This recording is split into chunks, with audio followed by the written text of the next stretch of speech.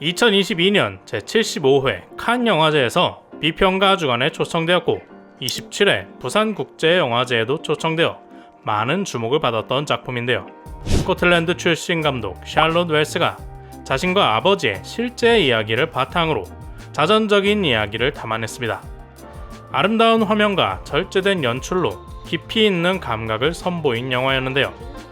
부모와 자식의 사랑을 말하는 이 영화는 그 사랑의 방식에 대해서도 이야기하고 있다 느꼈는데요. 논리적인 설명보다는 경험적인 교감을 이야기하는 이 영화가 어떤 기억들을 담고 있는지 하나하나 알아봅시다. 영화의 제목은 애프터 선입니다. 볕에 그을린 후라는 뜻이죠. 소피는 아빠와 떨어져 지내는 것이 서운해서 같은 하늘 아래에 있다는 걸 생각합니다. 곁에 있지 않아도 같이 있는 기분을 느끼는 거죠. 아빠 캘럼과 함께한 튀르키예 여행에서 두 사람은 같은 태양 아래에서 시간을 보냅니다. 해가 뜨고 질 때까지 같은 시간을 보내고 같은 태양 아래에서 그을린 그 시간은 오래도록 소피의 마음속에 남아있죠. 제목 애프터 선은 강렬하고 짧았던 여름의 기억을 말합니다. 휴가가 끝나면 검게 탄 피부가 돌아오듯이 기억은 흐려지고 지워집니다. 하지만 마음속에 남아있는 아빠의 사랑은 여전히 선명하게 남아있죠. 자신의 기억 속 아빠와 같은 나이 31살이 된 소피는 11살의 여행을 떠올립니다. 결혼을 하고 아이도 가진 소피는 20년 전 아빠의 마음과 그가 했던 이해가 가지 않았던 행동들을 다시 생각해보며 오래된 캠코더를 꺼내죠. 내가 내 아이를 사랑하듯 아빠도 나를 사랑했는데 왜 떠나야 했을까? 소피는 아빠를 이해하기 위해 추억을 더듬습니다. 하지만 관객은 영화를 끝까지 보고도 아빠가 왜 그랬는지 어떻게 되었는지 정확히 알 수가 없는데요. 저는 이렇게 모호하게 연출한 이유가 이미 잃어버린 사람을 이해하기 위해서는 사실에 집착하는 것이 의미 없기 때문이라 생각합니다. 아빠 캘럼이 소피 곁에 있었을 때에는 직접 이야기하고 자세히 들여다보면서 그의 마음에 대해서 알아내는 것이 중요했겠죠. 하지만 이제 혼자 남은 소피는 아빠의 마음을 혼자서 추측할 수밖에 없습니다. 그래도 다행인 점은 소피는 아빠가 자신을 사랑했다는 것을 분명히 느꼈고 기억하고 있으며 캠코더의 기록도 남아있다는 거죠. 이제 엄마가 되어서 부모의 마음을 이해하는 소피는 기억을 더듬어 아빠의 마음을 헤아려 봅니다. 논리적인 이해가 아니라 감정적인 이해죠. 튀르키예를 여행하는 소피와 캘럼은 스트라이프가 들어간 옷을 자주 입습니다. 수직, 수평의 두 이미지는 정반대의 의미를 가지고 있죠. 가로는 편안함, 휴식을 표현하는 누워있는 안정적인 이미지입니다. 반면에 세로는 상승과 추락의 움직임이고 중심을 잡아야 서 있는 불안정한 이미지죠. 아직 어린 소피는 가로 줄무늬를 입습니다. 밝고 즐겁고 어린 이미지에 노란색도 많이 입죠. 아빠는 세로 줄무늬를 자주 입습니다. 소피의 꿈에 입고 나오는 옷은 하늘색이죠. 우울함을 표현하는 푸른 계열과 자주 매치됩니다. 소피도 푸른색을 입습니다. 언니 오빠들과 즐겁게 놀던 중 나이 차이로 겉도는 것을 느끼자 방으로 돌아와 파란색 비키니와 원피스를 겹쳐 입죠. 언니들처럼 어른스러워 보이고 싶은 마음과 침울해진 기분이 전해지는 연출입니다.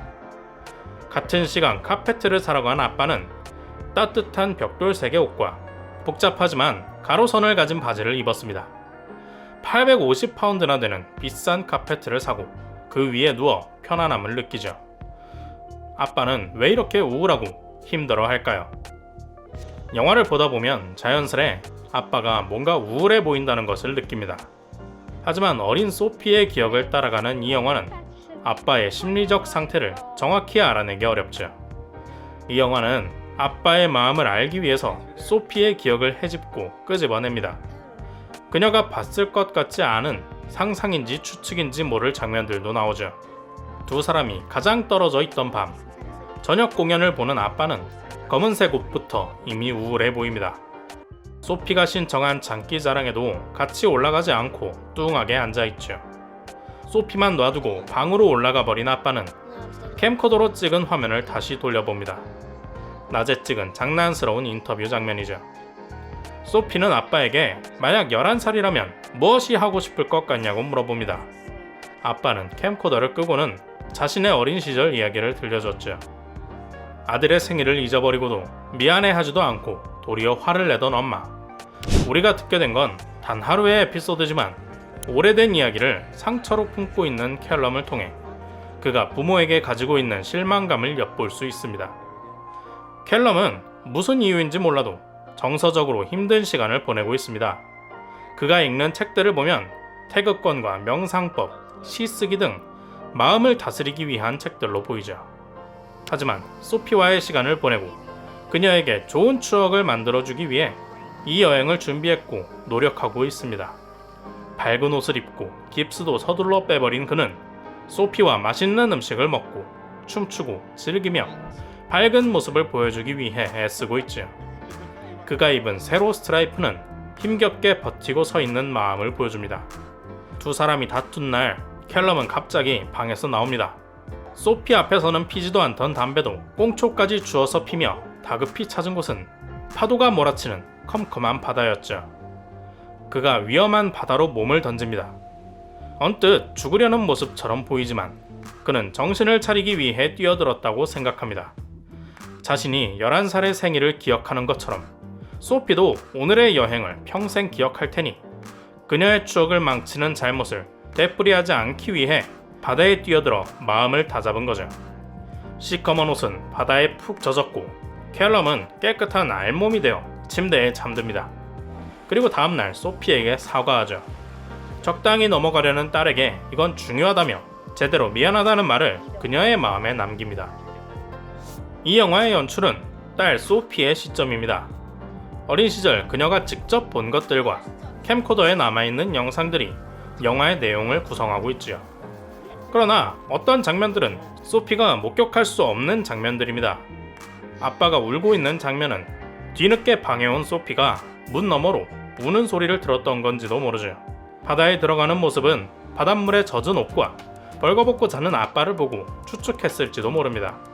중요한 건 소피는 아빠의 모든 사실, 그가 왜 어떻게 고통스러웠는지 자세한 이유는 모른다는 거죠. 아빠는 카페트를 사러 갑니다. 사장이 말하길 각각의 카페트에는 고유의 사연이 있다고 하죠. 캘럼은 그 사연을 모릅니다.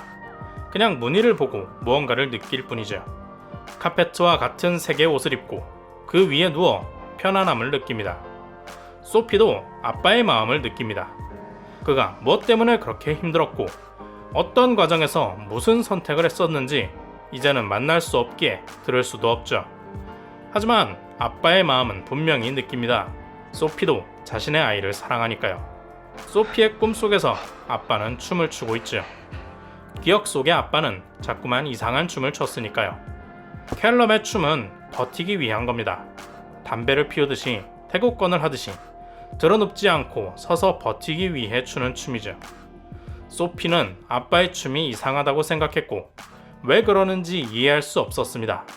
하지만 아빠와 같은 나이가 된 소피는 그처럼 세로 줄무늬 옷을 입었습니다. 자다가 아기 울음소리에 깨어도 아이를 돌보기 위해 일어나야 하죠. 이제는 아빠의 마음을 압니다. 그가 춤을 추는 이유도 알죠.